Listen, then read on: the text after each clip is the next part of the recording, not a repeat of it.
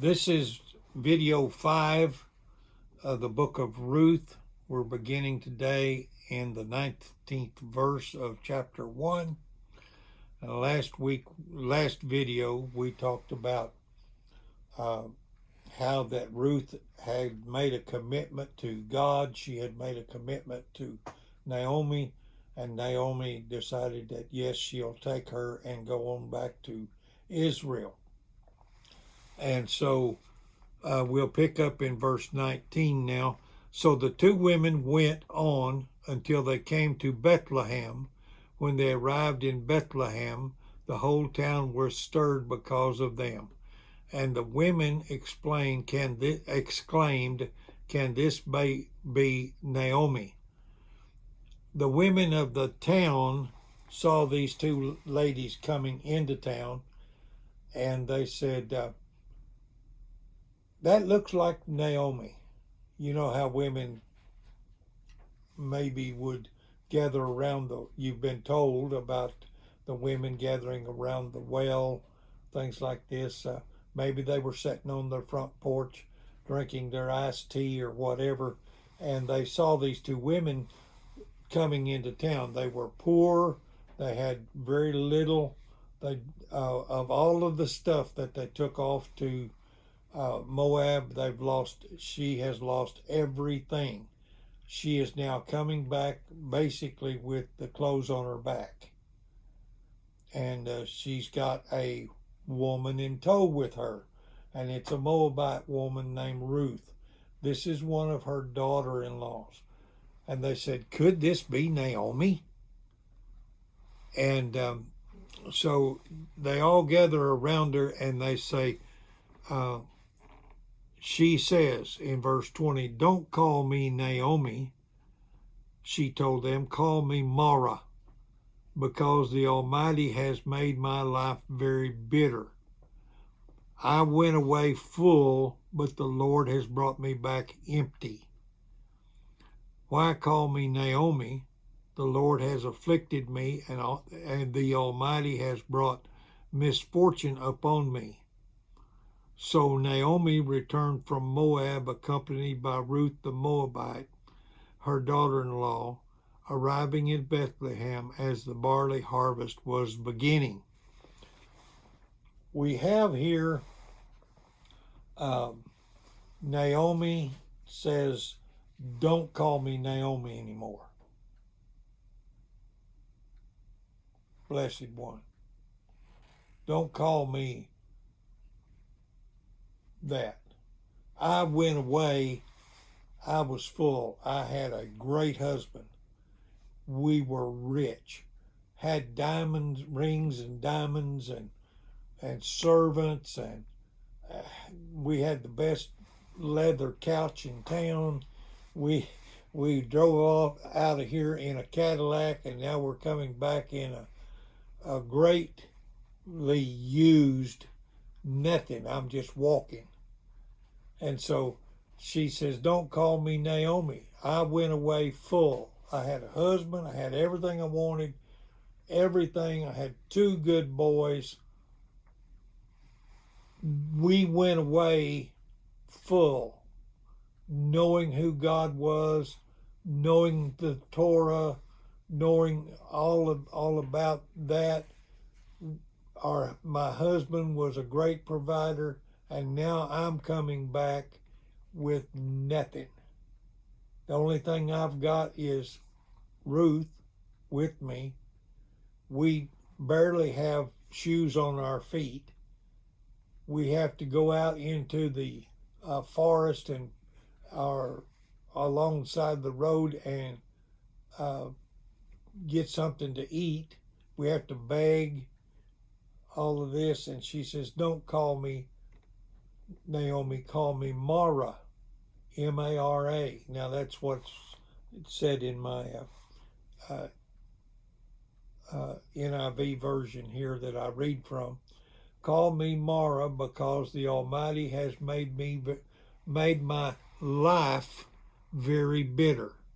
So instantly I think of an incident way back in Exodus chapter 15 verse 25, where the children of Israel are 3 days into the wilderness from crossing through the Reed Sea or the Red Sea.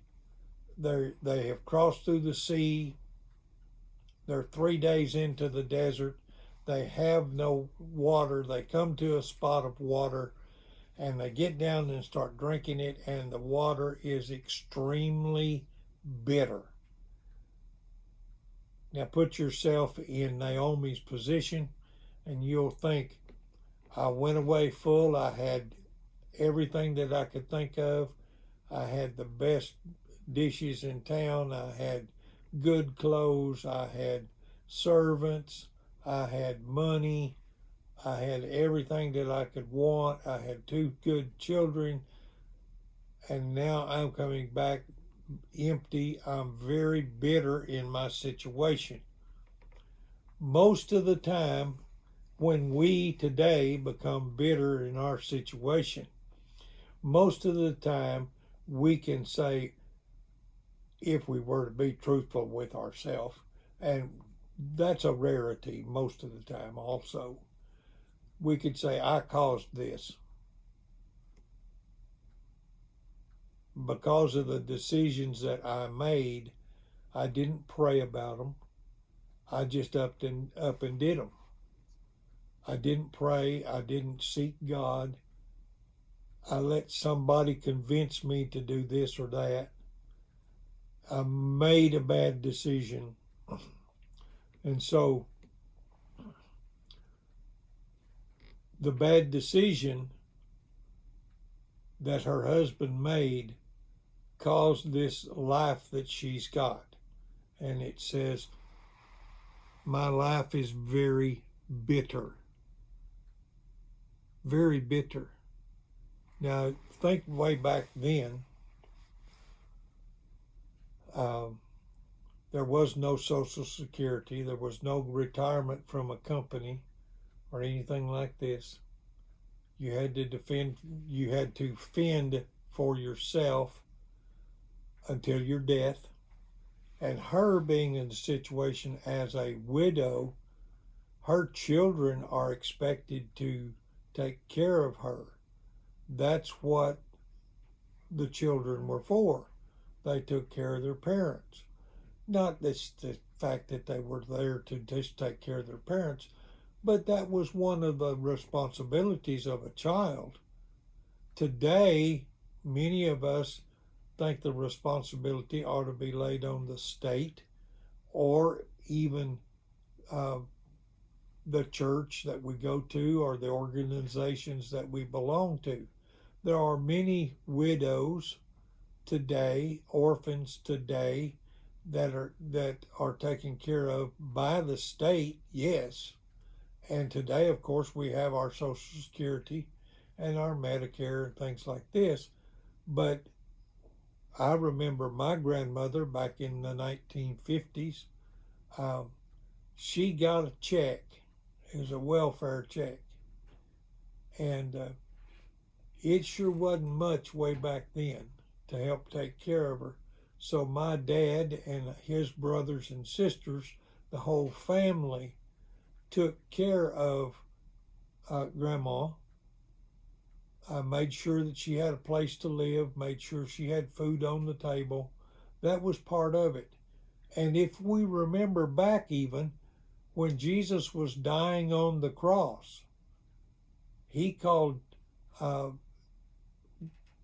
his disciples and said, this is your mother. Mary, your mother, take care of her. And put that person in charge of her. So he had to take care of her for the rest of her life. And so now let's talk about, for instance, let's talk about Mara.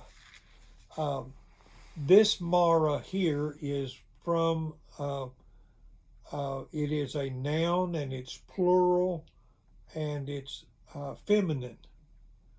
Hebrew, like some languages, not necessarily like English, but Hebrew, like some languages, is gender specific. And so this particular word, M-A-R-A, is feminine in nature. It is a noun, and it is plural also. And so it's not maras, it's just mare or mara. And it means bitter. I am bitter. I'm upset. My feelings are hurt because of what all God has done to me. My attitude is pretty bad.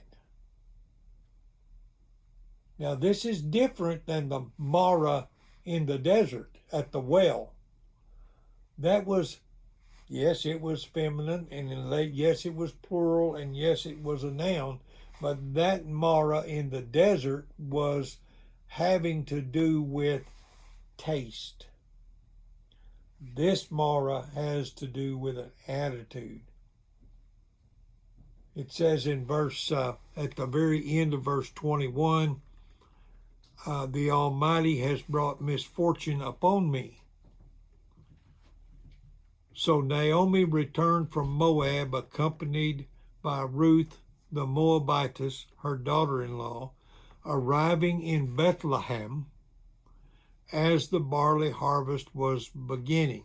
Now that tells us approximately what time of year it is. This is about the time of Passover.